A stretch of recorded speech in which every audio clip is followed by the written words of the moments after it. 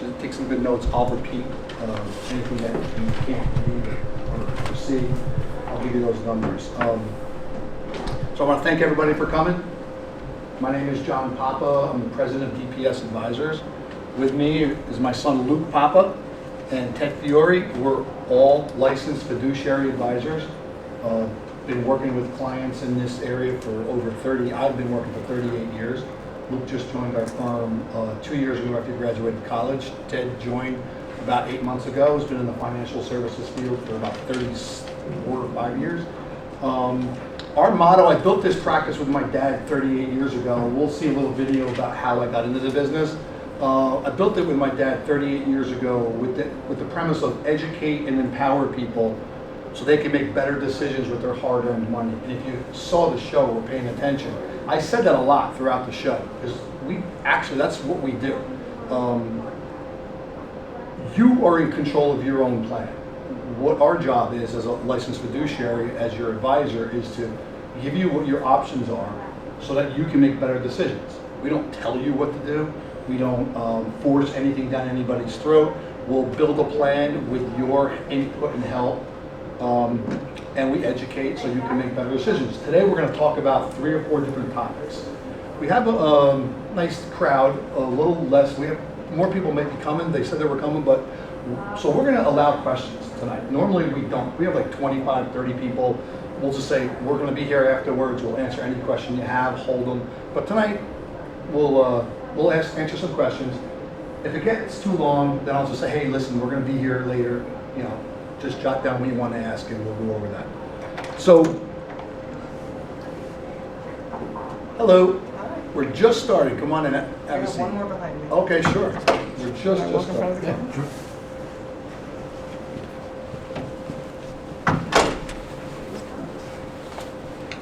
Hello.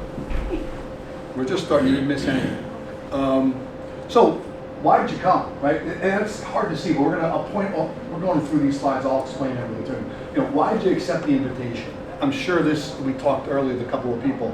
This isn't your first invite, right? You guys are a target, and I just turned 60, so I get them in the mail too. Invites to Ruth's Chris, Capitol Grill, steakhouses. Come in, no obligation, get a free meal, and you're going to educate, people. I used to do that, right?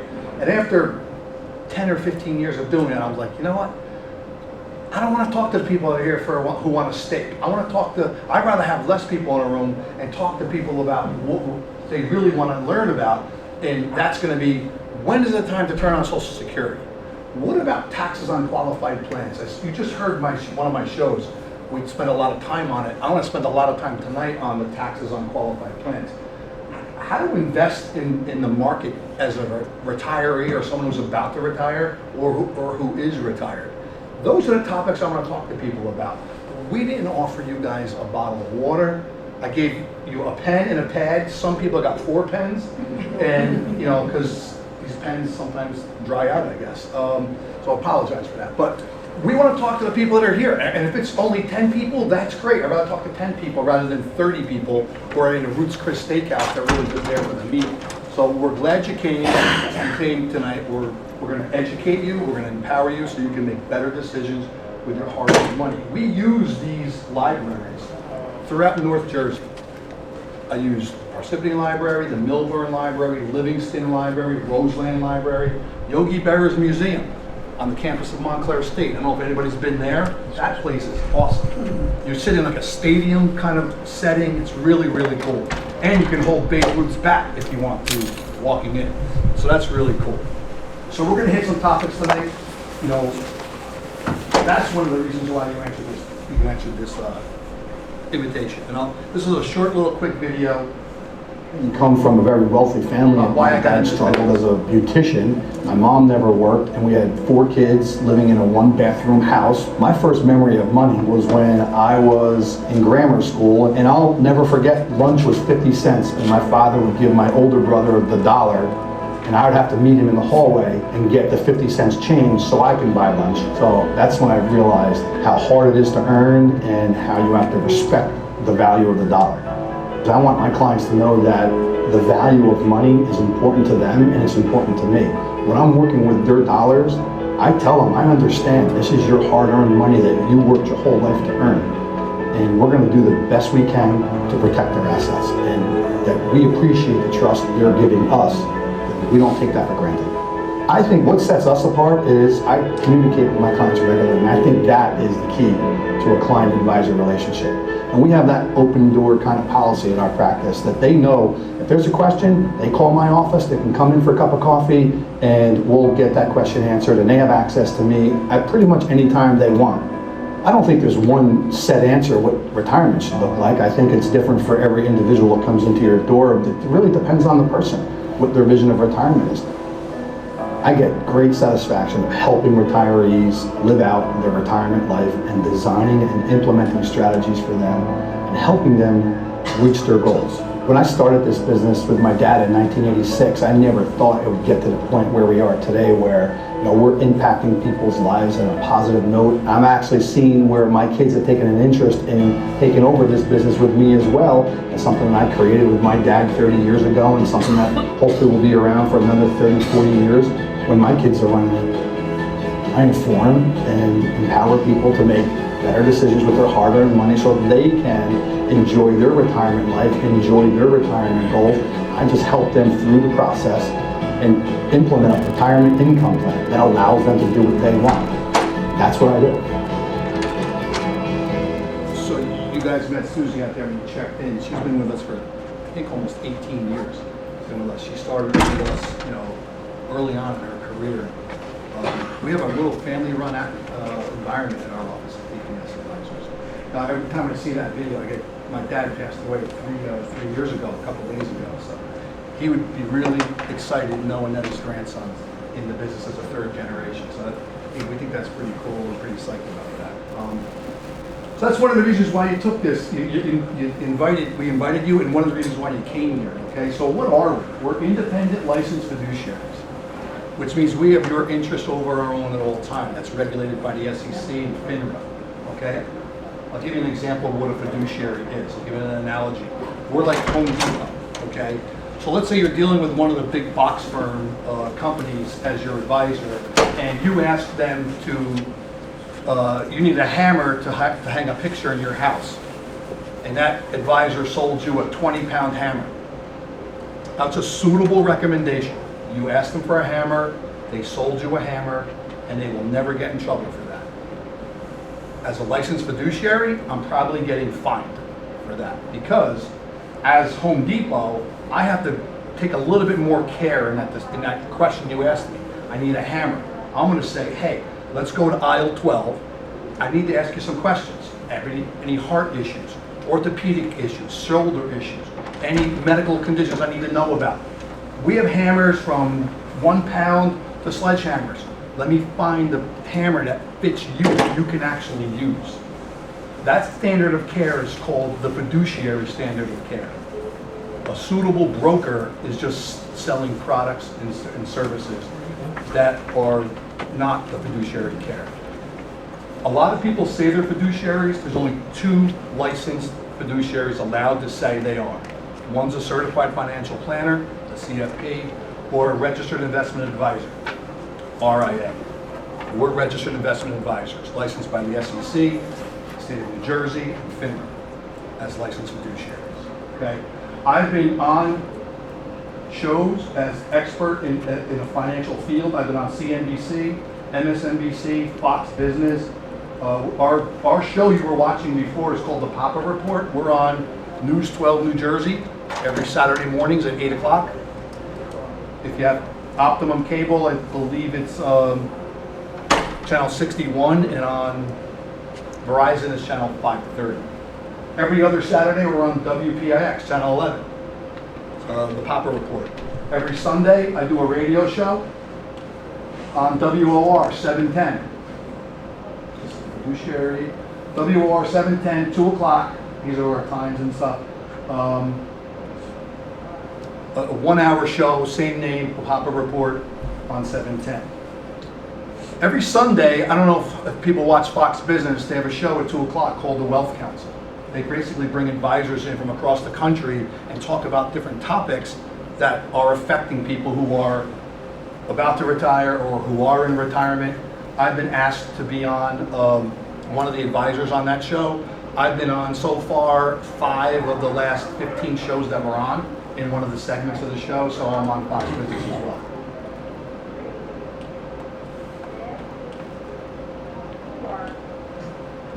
So the first topic we're going to talk tonight about is Social Security, okay? And just so you know, you're not worried about I'm going to be talking all night tonight.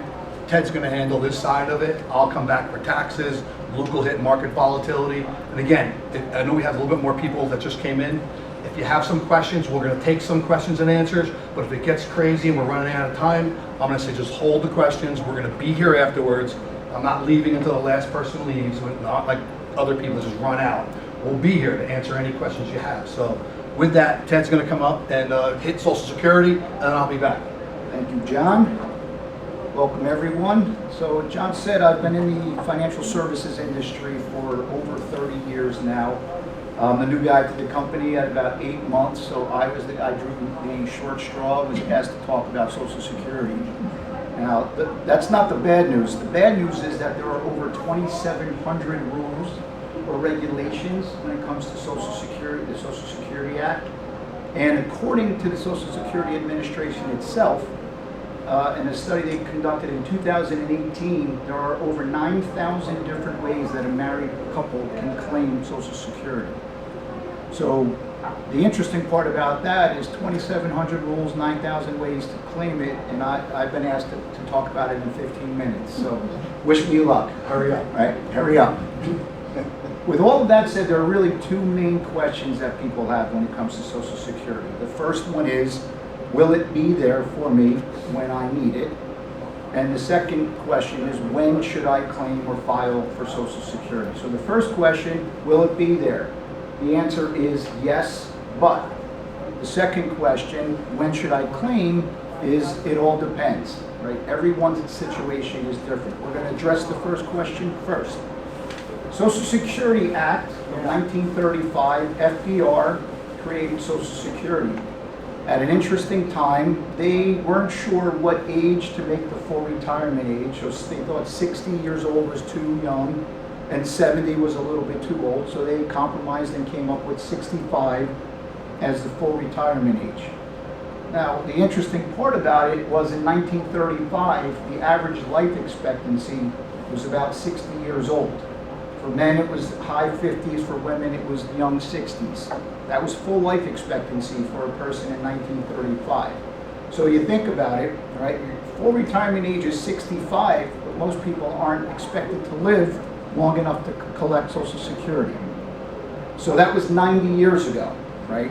Since then, they've only upgraded or increased the full retirement age by 1 or 2 years, depending when you were born. So now the full retirement age is either 66 or 67 years old, depending on what year you were born. However, the average life expectancy, some 90 years later, is now about 77 and a half years old. So it's gone from the low 60s to the mid to high 70s. Right? The fact that everyone in this room, we're kind of a homogeneous group, except for young, handsome Luke here, right? We're all kind of in the same age range. We're all thinking about the same things. Right? I was born in 1966. My life expectancy for people who were born in 1966 is about 73 and a half years old. However, the fact that I'm still here today at 58 years old, I am now expected to live to about 83 years old. The fact that we're all here means that we can expect long life expectancy. So that's the good news. Then you have to plan for it, right? You don't want to outlive your assets. So another thing to consider is if you talk about, the people who are born from, say, 46 to 1964, that's considered Generation X, right? From 65 to about 1980 is Generation Y, or the millennials, right? And then after that, or Generation Y, millennials, and then you have 1986 to about 1990. Or the baby boomers, right, was the largest percent of our population. Those baby boomers from 46 to 64 are now all retiring or getting close to retiring, right? However, in 2018, Generation Y, or the millennials, actually outpaced the baby boomers for the highest percentage of our population. So by the year, say 2035, a lot of economists are predicting that the Social Security Administration, the trust fund that people have been paying into for the last 90 years, is going to be insolvent, meaning there's going to be no more funds actually in there. More people are now starting to take Social Security than are paying into the system. It's a mathematical and a population-based equation, right? If you have more people retiring and taking money out, and less people putting money in, you're going to be spending down or depleting the fund. But it is what's called a pay-as-you-go system, which means that I'm putting money in, I've been paying into the Social Security. If you look at your pay stub, right, and you'll either see a deduction, it'll say Social Security, or it may say FICA. And people are often like, who's this FICA guy that I'm paying 6.5% or 6.25% of my income to? And that stands for the Federal Insurance Contribution Act. That's the money that goes into the fund, right? So you're paying into the fund, but I'm paying into the fund, and as I'm paying in now, the people who are in retirement are collecting the money that's going in now. So it's not like I'm paying in, and then when I retire, they're going to be paying me my money back. That's not how Social Security is. Pay as you go, right? So what they're estimating is if Congress doesn't do anything by the years 2034, 2035 or so, the fund's going to be depleted. But people are still going to be paying into the system. So there will be money to pay out to the people who are retiring. It's just they're saying that you would get about 79 to 80% of what you would have gotten had the system or the fund not become insolvent. Okay? So people paying in, there will be funds there. Congress can do a few things, right? They can actually increase the percentage of the tax, right? It's 6.25% currently. They can increase the percentage. Or there's what's called a maximum taxable income. So the maximum taxable income is the amount that you can earn that they will tax Social Security. Last year it was $168,000 and change. For next year, they've already announced it's going to be about $178,000 and change, right? So if you make $200,000, if you make $400,000, if you make $1 million, for Social Security purposes, they are only taxing you up to that maximum taxable income, which is going to be $178,000 next year. Okay, any questions on that so far? All right. So, will it be there for you? Yes, it will be there for you, but depends on what Congress enacts, what Congress does over the next 10 to 15 years to try to make sure that people are paid whole for what they were expecting. And how it's calculated is based on the highest 35 years of your income, depending on the age that you retire and the age that you were born, is how they will decide how much you are going to be paid out in your retirement benefits. Okay? So that kind of gets us to the question number 2, is when is the best time for me to file? Again, the answer to that is it depends. Everything that we do here it's not a one-size-fits-all solution. It's one-size-fits-one, right? So everyone's situation is different. Again, I'm 58 years old. My parents are both 84 years old. They're both still alive. I had a grandfather that lived to 95 years old. I meet my doctor regularly. We talk. I tell him. He tells me.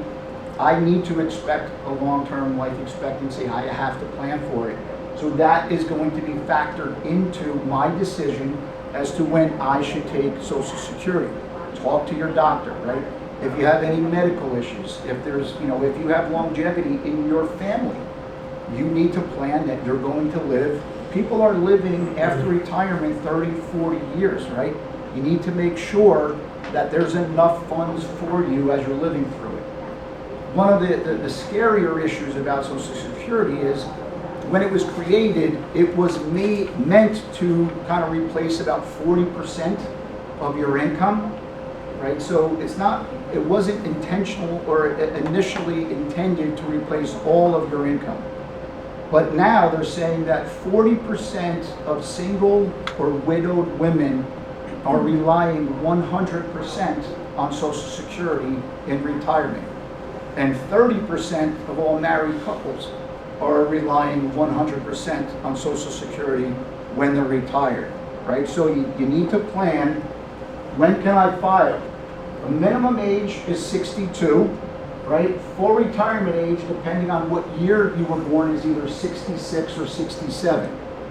And the maximum age is age 70. Now, you can file after 70 years old, but there's absolutely no financial benefit to wait after you're 70 years old, right? You'll see, if you can see the screen, the minimum age, you're going to get about 75% of what you would have gotten on a monthly basis had you waited till your full retirement age of 66 or 67. However, if you actually wait till you're 70 years old, you get about 132% of the monthly benefit. So that's a significant difference on a monthly basis between 75% and 132%, right? Then there's COLA, right? It's not a tasty beverage. For our purposes, COLA is the cost of living adjustment. And it's based on, if you've ever heard of the CPI or the Consumer Price Index, it's adjusted every year. And it's added to whatever your monthly benefit is. Social Security Administration, the government gives you a COLA bump. Since 75, the average has been about 3.69%.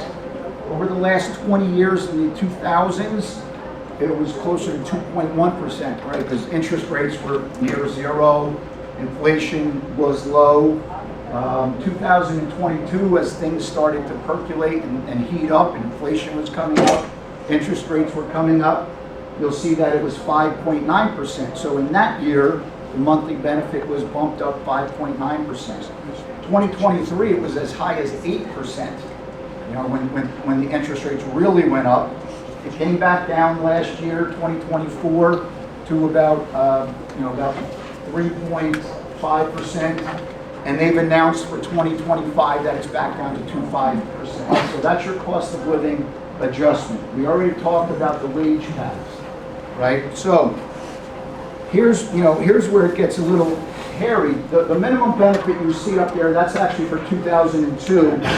So if you were a maximum earner over those 35 years that I talked about, in 2024, if you were 62 years old and you elected to take the minimum benefit, you would have gotten $2,710 per month. If you were actually full retirement age, it would have been $3,822 a month. And if you were at the maximum benefit and you waited till you were 70, it would have been $4,873. So it could have been a difference of about $2,000 a month if you waited till your maximum benefit compared to your minimum benefit. So on a monthly basis, it's a significant difference. But you got to think, am I married? Am I single?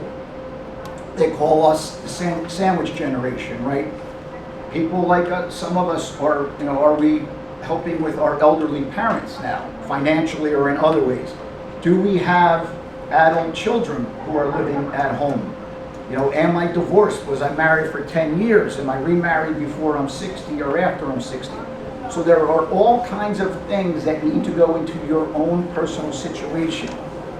What they'll say is that there is kind of a break-even point where you think about it, right? You're 62 years old, you're taking a monthly benefit. It's a lower benefit, but you're taking it for a longer period of time, right? But there's a threshold at about 77 or 78 years old where if you started taking your full retirement age benefit, that's at 76, 77 years old, that's when you cross over the threshold, and each month going forward, you start making a lot more money.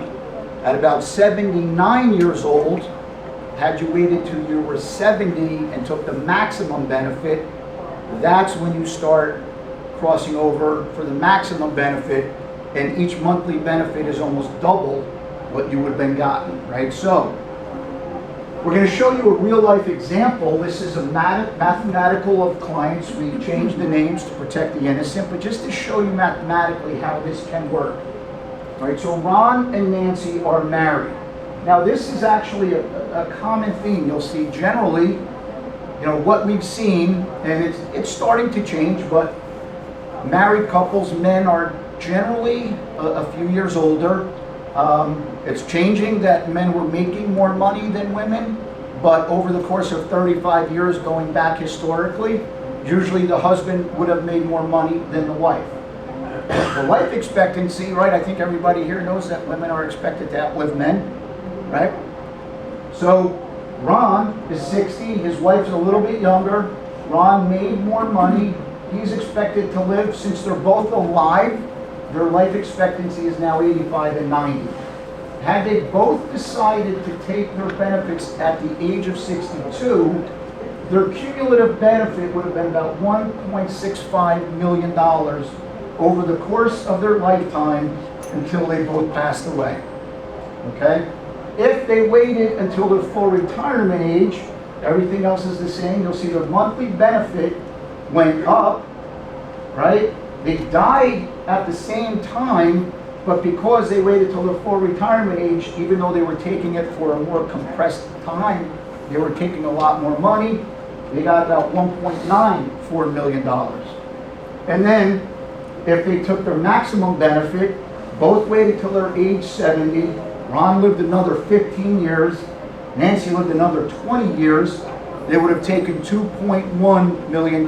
So you'll see, you know, there's a $200,000 difference, there's a $400,000 difference between the minimum and the maximum. Again, that's just a mathematical. You can see that if all things are equal, and in your situation, if it makes sense for you to wait, perhaps it makes sense to do that. You'll see more money over the course of time. Okay, so are there any questions on anything that I've covered so far? Yes? Well, people are talking about, you know, you've got 5 years, no, 5 years difference between 62 and 67. So if you would invested that money, that, let's average it out to $25,000 Right. a year, you know, what about that? Excellent question. So the question was, right, if you actually take your benefits early, take that money, invest it, can you make up the difference that you would have gotten from Social Security? Great question. The answer to that is it depends, right? So as you're kind of getting into your retirement age, right, if you're not working anymore, generally speaking, you want to be a little bit more conservative in your investment strategy because you're not working. You don't have income to replace in a down market, right? It's not like you're dollar cost averaging with new money coming into an old investment, right?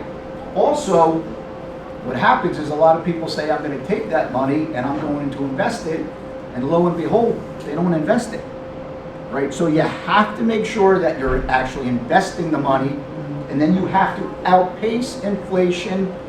And then between 67 and 70, you also get like an 8% bump. Not only do you get the cost of living adjustment, but between 66 and 67 and then 70, you actually get like between an 8 and a 7% bump each year, right? So at that time, it's really tough to make sure you're investing it, you're not taking the money, and that you're outpacing at a time when you shouldn't be as risky. But it's a question that you need to have with your financial advisor, your tax advisor, and you want to talk about these things, because with Social Security, a lot of times once you make a decision, you're kind of locked in. There are certain things you can do to change it, like within 12 months after you make a decision, but so you know, that's just one part of what we're talking about. John's going to talk about taxes. Luke is going to talk about volatility. You have a question? Yes? I have a question. Certainly. Let's say at 66 you start to take your Social Security. Right. And you continue working. Yes. And you work till 70, actually 72. Right, But now you're in the 35% income bracket, you're continuing to make good money. yeah. So now you're gonna pay the income tax back on it. See, it's bumped because it's your regular income. Yeah, So so if you're you hit gonna- your full yeah. retirement age, they won't withhold Social Security, so you'll get your full benefit. Yes. But I don't want to steal John's thunder.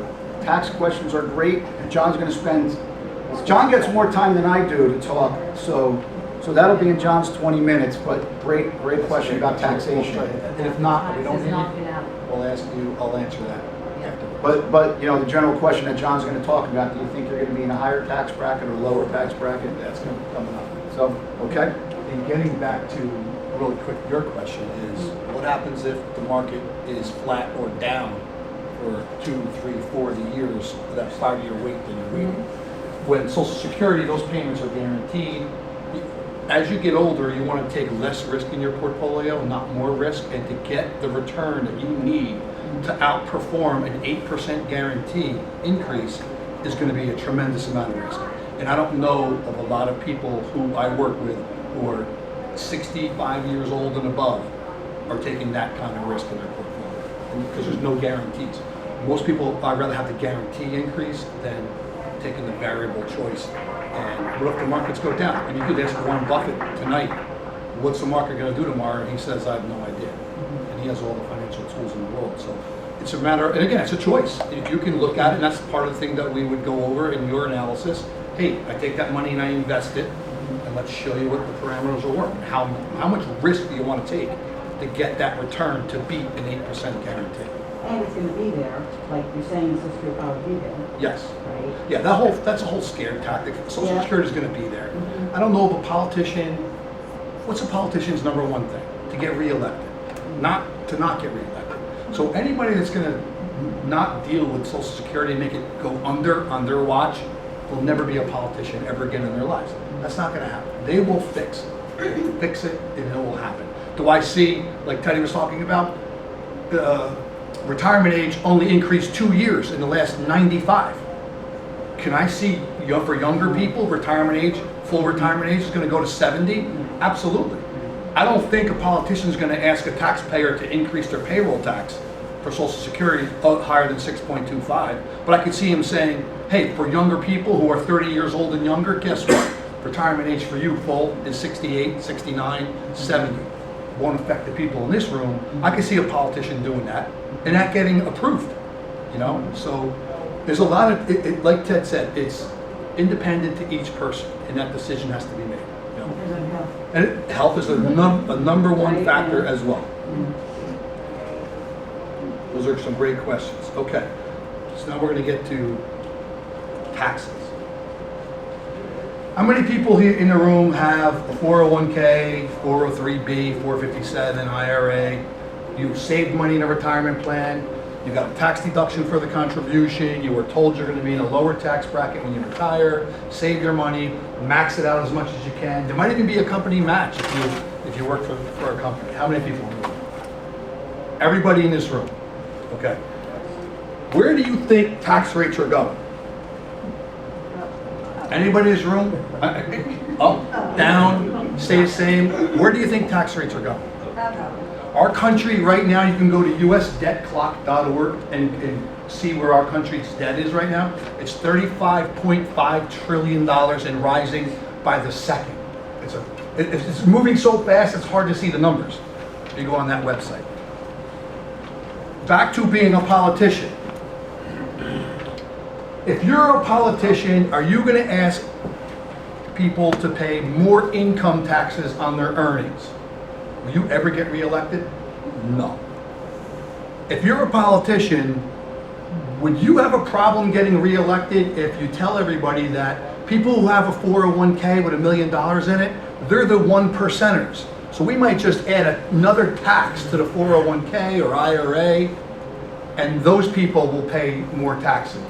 You think that'll pass Congress or pass the election? Absolutely. I said in the early part of the show, I started in this business 38 years ago. I can't believe it, 1986.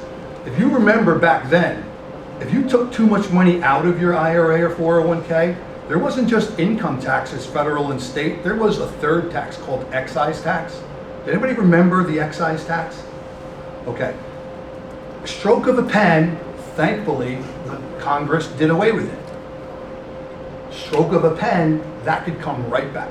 So we talk to accountants and tax attorneys on a regular basis. And taxes on qualified plans, everyone thinks taxes are gonna go up, okay? It's such a big deal that we created a website called dpstaxbill.com.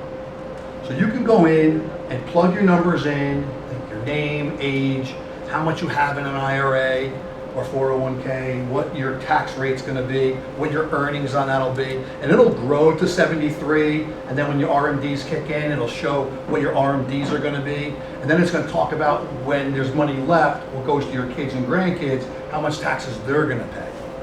You'd be astonished as to what those numbers are, okay?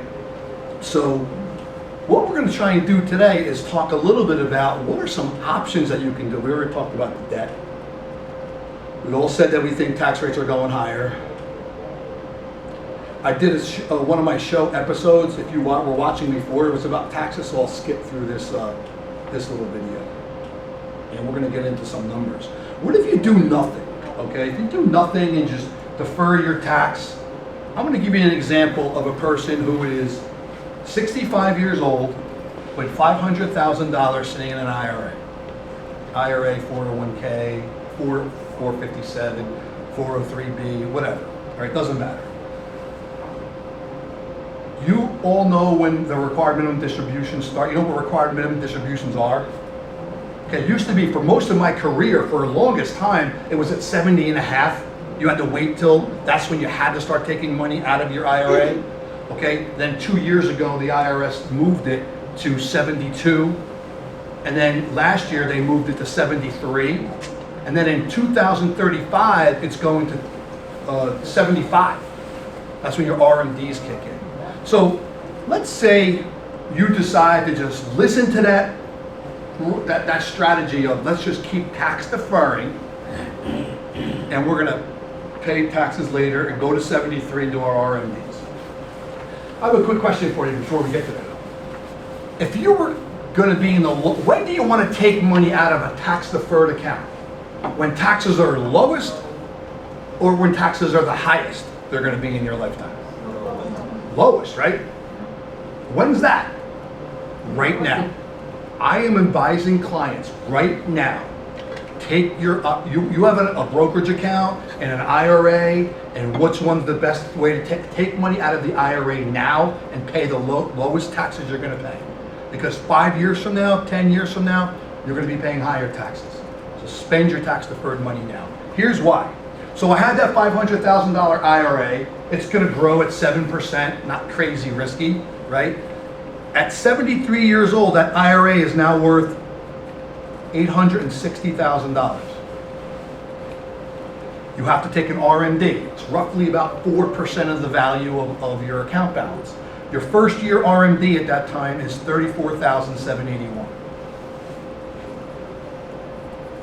Now, 73 years old, aren't you also paying Medicare premiums? You're taking Social Security, probably paying maybe either 50% tax on Social Security or 85% tax on, right? So now you have to take out $35,000 in an RMD that gets added to your taxable income. Could that possibly bump you into a tax bracket that's gonna make you pay more taxes? Absolutely. Will it make you pay more in Medicare premiums? Most people are probably paying $170 or somewhere around that number for Medicare. The highest number is $500 a month for Medicare, depending on your taxable income. So that's the first year RMDs. You keep doing that RMD until you're 90 years old, right? There's an 85% chance a husband and wife, married couple, 85% chance one person's gonna live into their 90s. So let's assume that happens, right? When an IRA is made to go spouse to spouse, so if one spouse passes away first, it transfers over to the other spouse as if the other spouse always owned it, no big deal. The rules are the same, okay? You wait till you go to age 90, you would have pulled out $1.1 million in distributions. Your RMD at 90 is $92,000, okay? You would have pulled out $1.1 million in distributions over that 17-year period. let's say you're in a 24% tax bracket. It's $265,000 in taxes you're gonna pay on your distributions. But it doesn't end there. There's still $1,006,000, actually $1,029,000 left in that IRA that now will go to a non-spouse beneficiary. Kid, child, grandchild, relative, and whoever, right? It goes to them.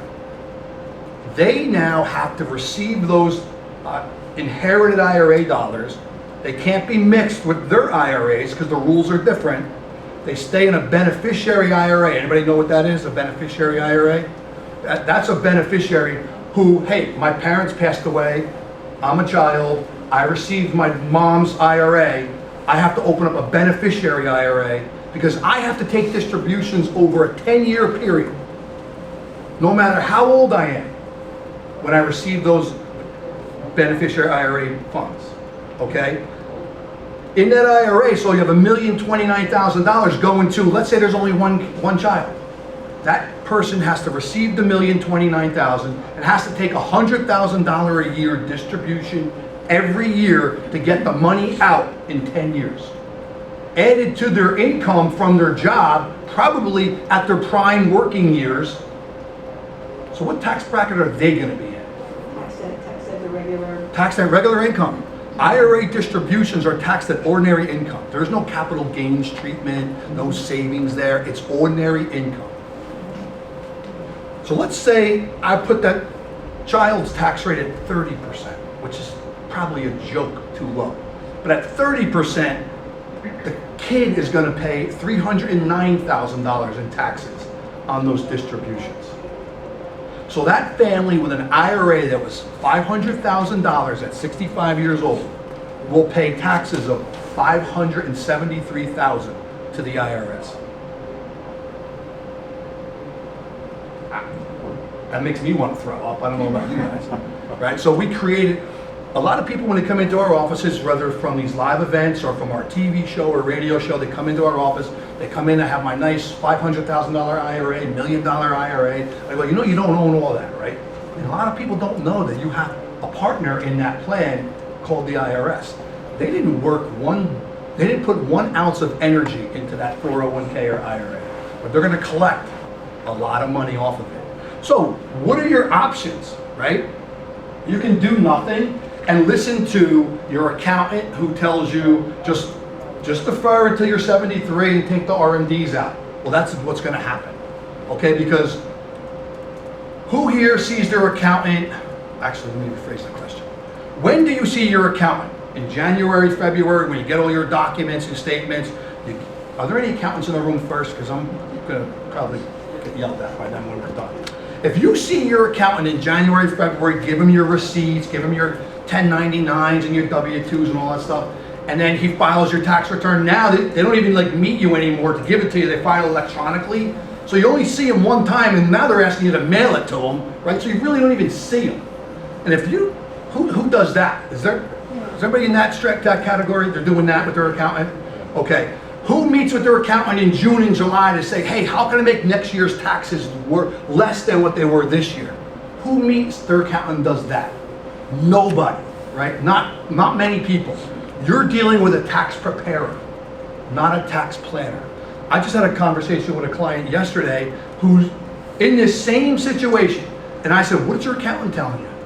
Well, my accountant's not telling me anything. They're telling me you don't defer until 73, that's the rule, then you take your RMD out. And I go, did your accountant ever calculate what the tax rate is with you? He goes, no, they never do that because I have to pay them extra for a conversation. I'm like, all right, you can just go to H&R Block and get your taxes done because you're dealing with a tax preparer. We show them these calculations. Let's look at your let's look at your IRA, and let's throw it up in the software, and let's see what you and your family are going to pay. And we do the numbers. And I'll throw in, when you're doing it with the computer, you can change the numbers really easily. I'll say, let's say you pay 30% in taxes and your kids pay 40% in taxes. The numbers are hundreds of thousands of dollars more to the IRS. So what are your options? Back to that question, what are your options? Well, there's a thing that's out there called a Roth IRA, Roth 401k. Anybody ever heard of Roth? Completely tax-free. tax-free growth, tax-free income, completely tax-free. Roth came out, I'm gonna say, I kind of remember it was either late 90s, somewhere around the late 90s-ish, right? We're in this business. And the reason why I know this is because my dad and I, we worked with small businesses, 20 employees or less. Not the big companies that had plans already in place, but the pizzerias, body shops, they didn't have 401k plans. So we went around and told people to put 401ks in and tax defer, get a deduction, and tax defer until later. So we were part of the problem. Then we started realizing our clients were getting older, retiring with all this money, and now they got to pay more taxes than we thought they ever were going to pay. So our job now is say, and when Roth came out, you used to be able to convert your money to a Roth and pay the tax over 3 years, not in 1 year, paid over a 3-year time frame. We had 2 clients do it, 2. We couldn't get anybody to do it because it was a new concept, nobody understood it, but now it's all over the place. And if you're not thinking about Roth conversion, you're making a huge mistake. And the objective in a Roth conversion is to keep you in the lowest tax bracket possible so that you're not paying too much on the conversion. I'll give you an example. If you're a single filer, this is coming out for 2025 now, the tax brackets for 2025 are out now. Our objective in a Roth conversion is to keep you in a 24% tax bracket or less. You can make $197,300 to declare that in income as a single filer and still be in a 24% tax bracket. So let's say you're out there and you make $100,000 a year, 125, whatever you make, and you have this $500,000 IRA. You can go up, so we can take 40 grand out of that IRA, convert it to a Roth, it gets added to your income for that year, but we're in the lowest tax bracket we're gonna be in our lifetime, and you'll still be in a 23% tax bracket. That's a major deal for everybody in this room. Married couple filing joint. You can declare up to $394,600 and still be in a 24% tax bracket.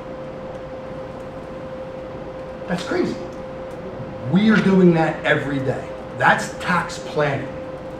If you see your accountant one time a year to give him your stuff to do your returns, you're dealing with a tax preparer who's not involved in tax planning. Now, we're not accountants. We don't do your taxes for you. We work with the accountants and figure out how much can we convert this year to keep the client in the lowest tax bracket possible. And that's what we do. What are the benefits of it? It gets even better, right? So, in that same example, we have $500,000 in the IRA. We're going to withdraw, because we have 8 years to go. We're going to withdraw $78,000 a year for this couple. Convert to pay the tax. It was a 23% tax rate. Pay the tax. Put the money into a Roth IRA. It's best if you could pay the tax out with outside funds, but if you can't, it would be taken out of the $78,000. But if you have money sitting in a bank doing nothing, you're better off using those dollars for the tax bill, because then you get the whole $78,000 to grow. So let's say we do that for 8 years. I now have over $900,000 sitting in a Roth IRA. I paid the taxes on that 8 years of conversion. My tax bill for that 8 years, too many sheets here, you would now pay $150,000 in taxes, as opposed to just you paying $264 and then your kids paying $308. You now have $900,000 in a Roth IRA. There's no required minimum distribution at 73 years old. If you don't need the money, you don't take it. In an IRA, it doesn't matter. You have to take it. So now you'll start taking distributions. And I did the chart. You can start taking $35,000 a year tax-free every year until you're 73 years old. Your distributions will be about $950,000, and there's still $900,000 left in the IRA, Roth IRA, that's going to go to your kid. We said there was one child in the example, right? That $900,000 goes to your child completely tax-free. Now, you still have to take the money out over a 10-year window. But now, I'm taking out $90,000 a year with no income taxes. No taxes to the kid. So if he's making $250, he's getting $250 from work, $90 from your inherited Roth IRA, and only paying taxes on his salary, $250. If you don't have to take distributions out of your IRA at 73, out of your Roth at 73, then there's a good chance you won't increase your Medicare premiums at 73 years old by taking an RMD from a regular IRA, right? So it could save money there. You can save money possibly on Social Security, but I doubt it because the income thresholds are really low. You guys, you know you pay taxes on Social Security, 50% or 85% of the benefit. The thresholds are so low, you're gonna cross over that. So it won't save taxes on Social Security, but it saves taxes on or premiums on Medicare and so many other things. Imagine getting a tax-free pension at 73 years old. Imagine being able to pull out 60 grand a year, 50 grand a year, tax-free to go on your vacations, to go travel, do whatever you want to do, and not have to pay income taxes on it. Because you paid $150 instead of your family paying over $500. And that's at low tax brackets. If you're not considering tax planning strategies in everyone in this room raised their hand, that you have an IRA, you have a 401k. Has your accountant, any accountant advised you to look at a Roth conversion? Has anybody in this room? Very good. Years ago, though. Years ago. Yeah, and then for some reason you decided not to do it. I don't remember what. Okay. Well, listen, it's worth an analysis, right? We have a website built for it to do the analysis for you. We do it for you. I know it gets a little intimidating, you know, working with computers and all that stuff, but we'll do these analysis for you. At the end of the program tonight, we're going to offer everybody here no obligation, stress-free, and I mean that. We don't force anybody to do anything. I'm doing this way too long I want stress-free in everything that we do, right? We'll do the analysis for you and give you that. Here's what it could be if you decide to do that. Because if you're not doing, she's the only one that said she's getting advised to do it. That means everybody else in this room who has an IRA or 401k, no one's telling you about Roth conversions. I'm the first person to tell you that in the basement of the Parsippany library. The Roots Chris Steakhouse people aren't telling you that stuff. That's why we'd rather talk to you people and not in Roots Chris. Yes. Oh, sorry. It's okay. Go ahead.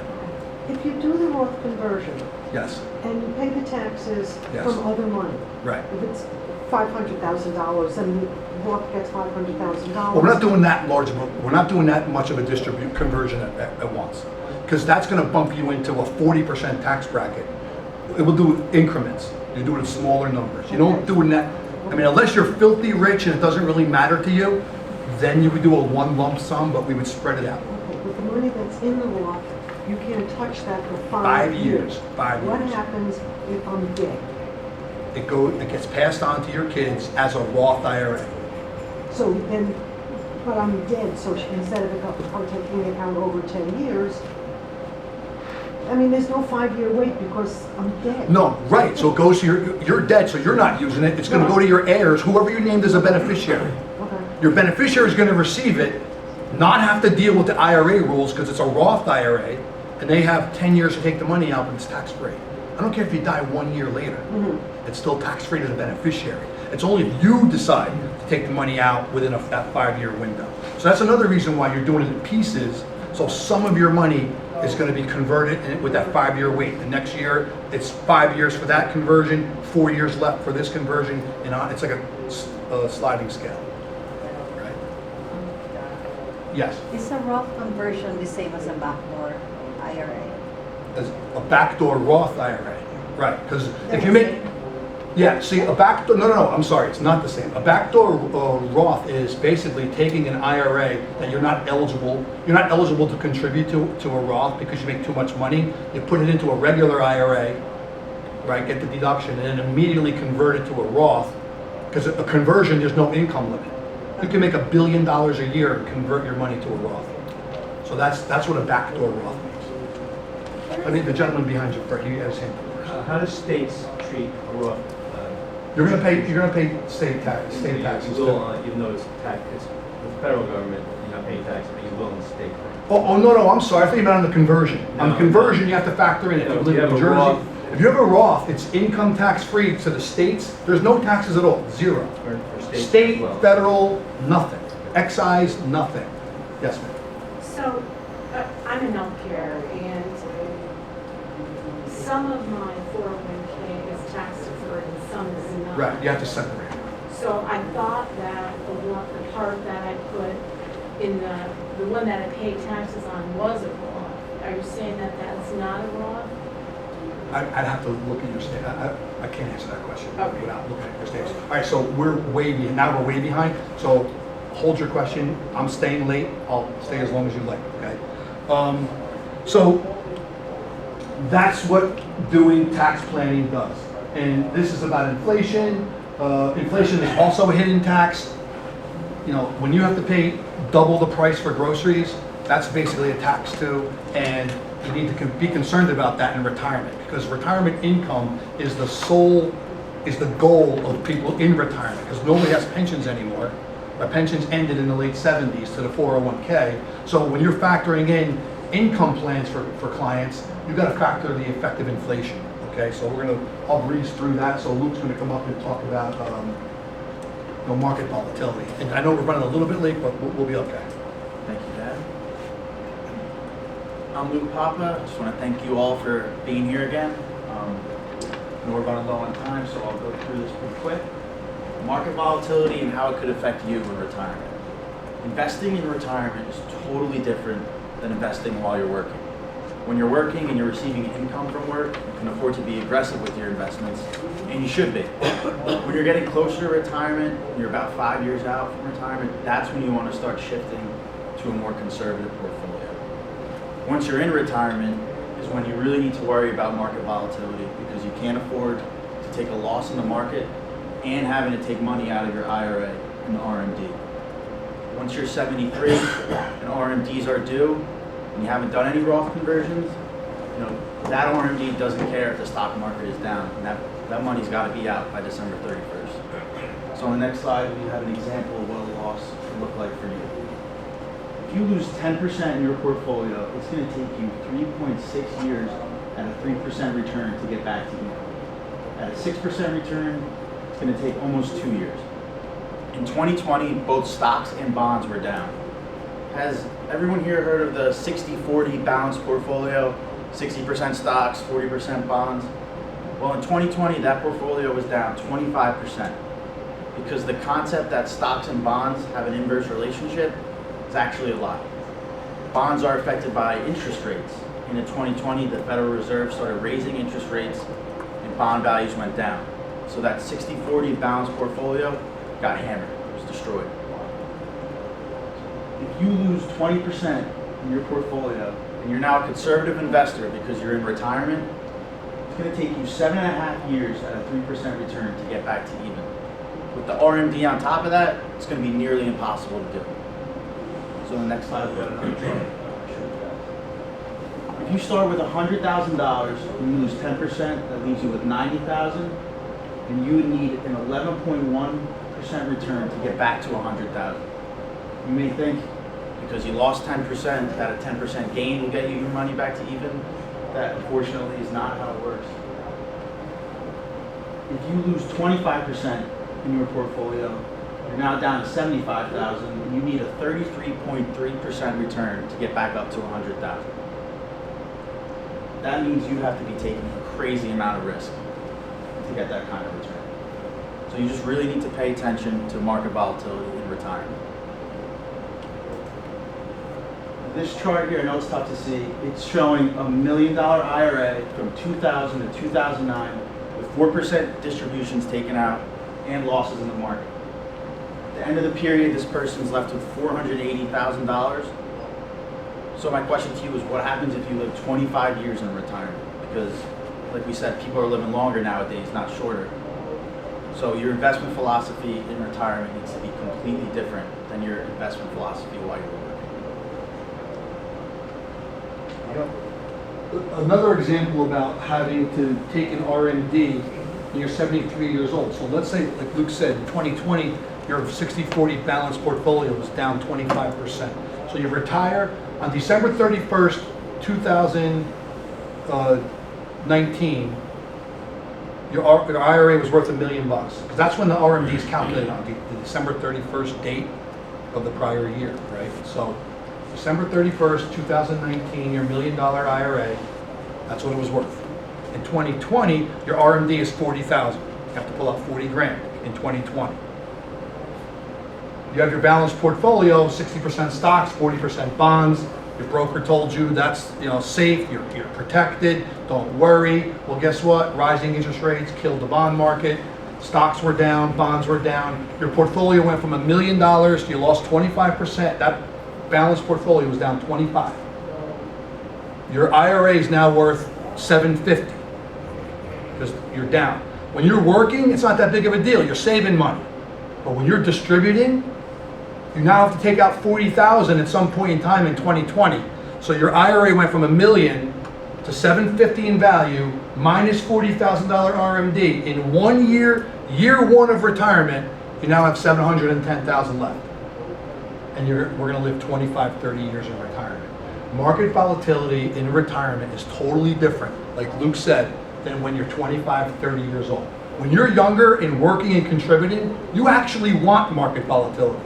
You want the markets to go down because you're saving, you're investing, you're buying more shares of what you own in that down market. When you're in retirement and you have to take out RMDs, another issue with IRAs versus Roth IRAs, when you have to take out RMDs and the market's going down, they don't care. You have to take the money out or you're going to pay a penalty, taxes and a penalty. So market volatility is really important. Your investments philosophy has to change in retirement. We have this 3 investment world discussion with every person that comes into our office. We're almost done, and I'll state the question.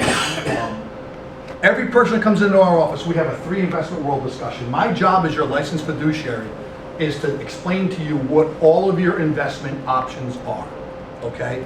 So that's what we do. We explain the pros and cons of every financial tool that you can use for either growth, income, safety, whatever your purpose is, whatever your job is that you want your money, you want your funds to do, we're going to go over every tool that you can use and give you the pros and cons of it. So what we do with clients is we're going to separate your assets.